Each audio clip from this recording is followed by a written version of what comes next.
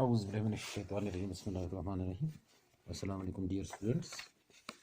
आज हम टॉपिक पढ़ रहे हैं डायरी फार्मिंग।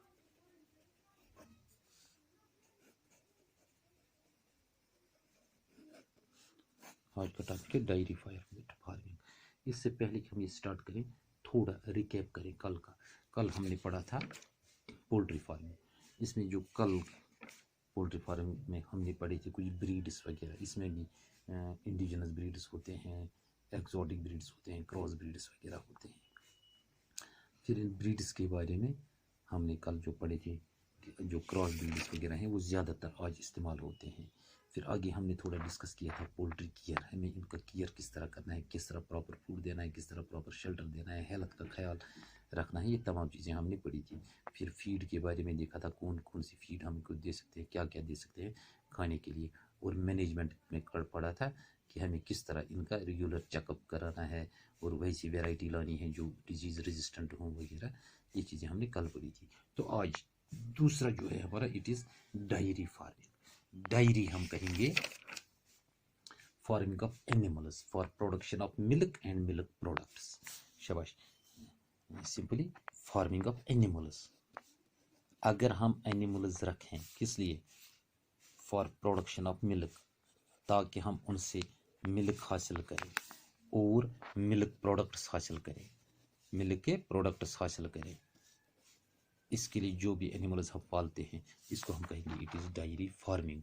इस डायरी फार्मिंग में ज़्यादातर हम काउज एंड बफेलोज पालते हैं। शाबाश, गाय और भैंस वगैरह इनको ज़्यादा पाला जाता है पूरे इंडिया में, तो इसको हम कहेंगे इट इज़ डायरी फार्मिंग। इसके अलावा अगर देखें, there is goat and camel. Goat है, कैमल है, ये भी मिल्क प्रोडक्शन में हेल्प करते हैं, ये भी मिल्क देते हैं, लेकिन इनका जो मिल्क है that is in limited quantity, वो लिमिटेड क्वांटिटी में है। लिहाजा हम इसलिए डायरी फार्मिंग में इंक्लूड करते हैं काउज और बफेलोज को। शाबाश। इम्पोर्टेंस ऑफ दिस डायरी या डायरी फार्मिंग, इम्पोर्टेंस क्या है डायरी फार्मिंग की, या हम कहेंगे कैटल फार्मिंग की, क्या इम्पोर्टेंस है हमारे पास।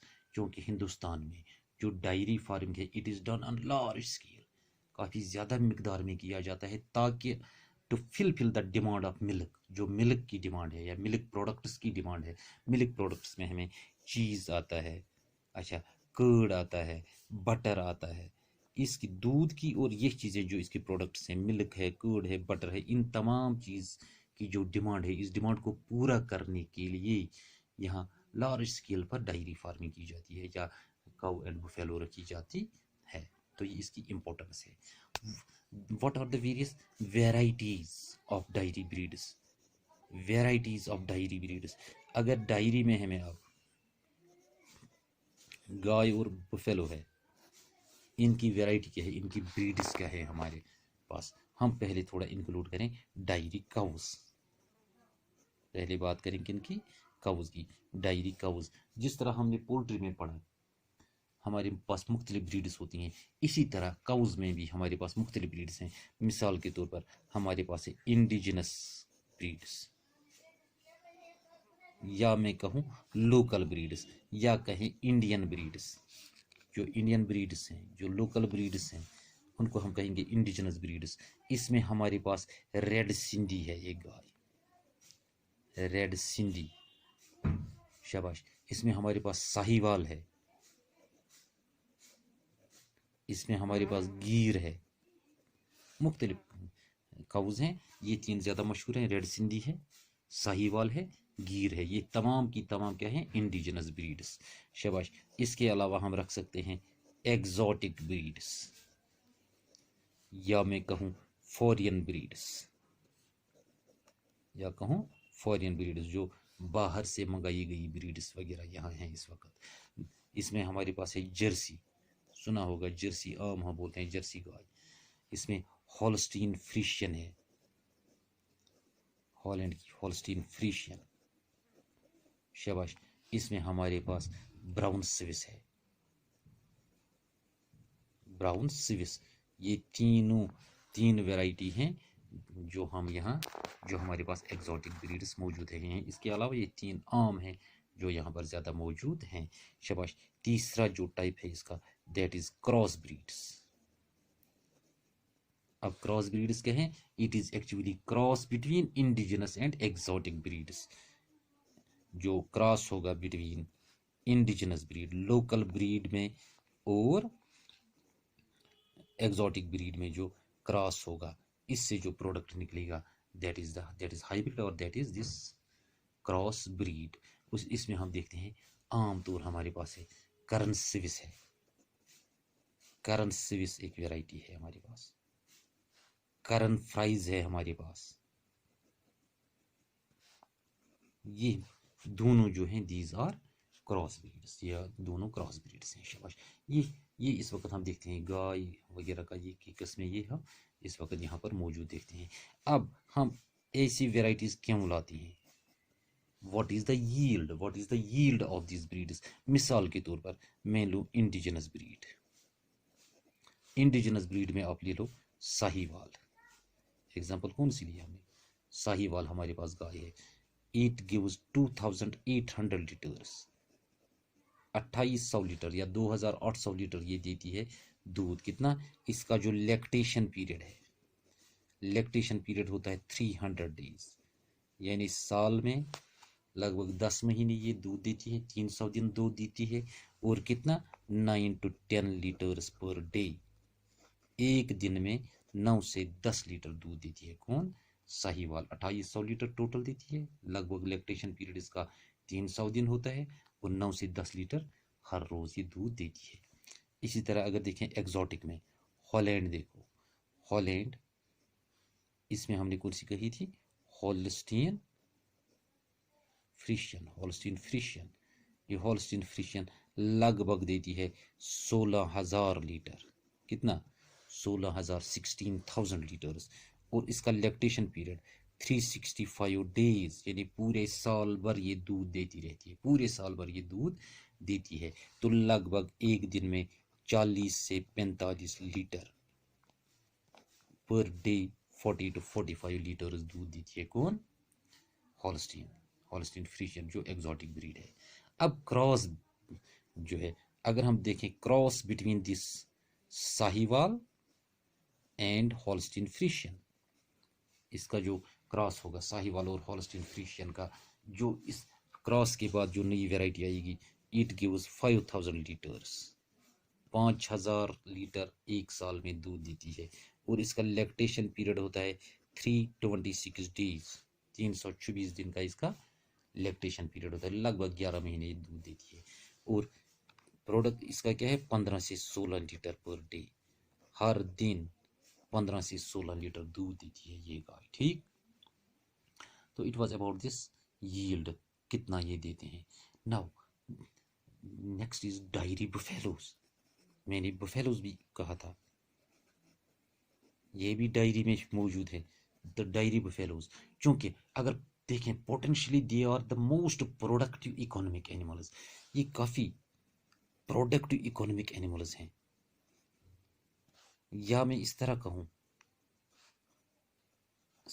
सबसे ज़्यादा दूध जो हिंदुस्तान में इस्तेमाल किया जाता है ये बुफेलोज का होता है, ये बुफेलोज का होता है। क्योंकि मेन सोर्स हर जगह, यहाँ अगर देखें हम, बुफेलो हर जगह पाई जाती है, और इनको काफ़ी ज़्यादा तादाद में, काफ़ी ज़्यादा नंबर में इनको पाला जाता है। इनके मिल्क में एक ख़ास बात है, it contains more fat than cow's milk. जो मिल्क है बुफेलोज मिल्क, इसमें ज़्यादा फैट होता है एज कंपेयर टू काउ।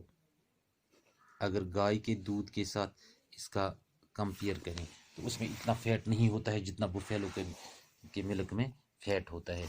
लिहाजा हम कह सकते हैं बुफेलो का जो मिल्क है it is rich in fat, fat इसमें काफ़ी ज़्यादा होता है। टोकोफेरॉल इसमें होता है, टोकोफेरॉल इसमें ज़्यादा होता है। अच्छा, प्रोटीन्स इसमें होते हैं, कैल्शियम होता है, फास्फोरस होता है, विद लो सोडियम, सोडियम कम होता है, पोटेशियम कम होता है, और कोलेस्ट्रॉल कम होता है, कोलेस्ट्रॉल कम होता है। ये तमाम चीज़ें इसमें भैंस के दूध में कम होती हैं as compare to cow's milk. लिहाजा इस हिसाब से भी इसको अच्छा दूध माना जाता है। तो और दूसरी बात जो है बुफेलोज में, they have an exceptionally long productive life. इनमें क्या है, लॉन्ग प्रोडक्टिव लाइफ है। लगभग लाइफ अगर देखें, productive life it is 20 years, कम से कम एवरेज में जो प्रोडक्टिव लाइफ इसकी है इट इज़ 20 ईयर्स। लिहाजा इधर से इसका जो मिल्क है, ये दूध जो देती है, it is ideal for making various milk products. मिसाल के तौर पर अगर खोया बनाना है, उसमें इसका दूध ठीक लगता है। राबड़ी बनाना है, इसमें इसका दूध लगता है। दही या घी बनाना है, दही बनाना है, घी बनाना है, इन तमाम चीज़ों के लिए, इनके बनाने के लिए भैंस का दूध जो है ये काफ़ी अच्छा है, ये काफ़ी अच्छा है। शाबाश। Next is important conditions for good health and shelter. Important conditions for good health and shelter, क्योंकि लाजमी है, अगर हमें इनसे फ़ायदा है, इनको हमें पालना है, हमें इनकी सेहत का भी ख्याल रखना है, हमें इनके रहने की जगह का भी ख्याल रखना है। लिहाजा इसके लिए हम क्या करें, number 1, the animals should be regularly brushed to remove dirt and loose hair. Regularly brushed, इनको ब्रश करो, इनको साफ करो, इनको नहाओ, ऊपर ब्रश करो या गंगा करो, ताकि जो इनके डर्ट होगा, जो गर्दा इन पर पड़ा होगा वो दूर हो जाएगा, जो लूज हेयर इनकी बॉडी पर होगा वो दूर हो जाएगा। दूसरी चीज, they should be kept in roofed sheds. एक रूफ वाली शेड में इनको रखो, ताकि it gives them protection from rain, protection from heat, protection from cold। Roofed shed होना चाहिए ताकि ये रेन से भी बच सकें, ये कोल्ड से बच सकें, ये हीट से बच सकें। तीसरी बात जो है, they should have enough space. हर जानवर के लिए, हर गाय के लिए, हर भैंस के लिए एक काफ़ी जगह होनी चाहिए, ताकि शेड में जब अच्छी जगह होगी ये अच्छी तरह मूवमेंट कर सकता है, अच्छी तरह वहाँ बैठ सकती है। शाबाश। इसी तरह जो सिटिंग प्लेस होगी, सिटिंग प्लेस जो होगी जहाँ ये बैठेगा, इट शुड बी ड्राई। ये कैसी होनी चाहिए, जो सिटिंग प्लेस है ये खुश्क होनी चाहिए, ताकि इसको कोई प्रॉब्लम ना होगी। शाबाश। इसी तरह दे शुड बी फेड प्रॉपरली। इनको अच्छी तरह खिलाओ पिलाओ, खाना वगैरह जो कुछ इनको घास खाना है, क्या खाना है, फीड खानी है, they should be fed properly.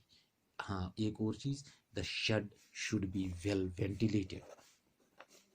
Shade क्या होना चाहिए, it should be well ventilated, ताकि इसमें जब वेंटिलेशन हो, हवा वगैरह पास हो, इनको कोई प्रॉब्लम नहीं होगी, इनकी सेहत पर बुरा असर नहीं पड़ेगा। शाबाश। लिहाजा ये हम कह सकते हैं हमने इस वक्त इम्पोर्टेंस पढ़ी डायरी की, डायरी फार्मिंग की, या इसमें कुछ ब्रीड्स पढ़ी, काऊ की कौन कौन सी ब्रीड्स हैं हमारे पास, बुफेलो की का हमें क्या फ़ायदा है, बुफेलो से जो इसका मिल्क वगैरह है, इसकी प्रोडक्शन जो है ये हमारे लिए इकोनॉमिकली कितना अच्छा है, कितना फ़ायदेमंद है। और दूसरा हमने इसके साथ ये भी पढ़ा कि what are the important conditions for their good health and shelter. तो नेक्स्ट जो है, नेक्स्ट हम पढ़ेंगे फूड रिक्वायरमेंट्स। फूड रिक्वायरमेंट्स, कौन सा फूड चाहिए, या गाय को या भैंस को क्या फूड चाहिए, क्या फूड हमें इसको देना चाहिए। इंशाल्लाह we will discuss it tomorrow. Thank you. अल्लाह हाफिज़। Stay home, stay safe.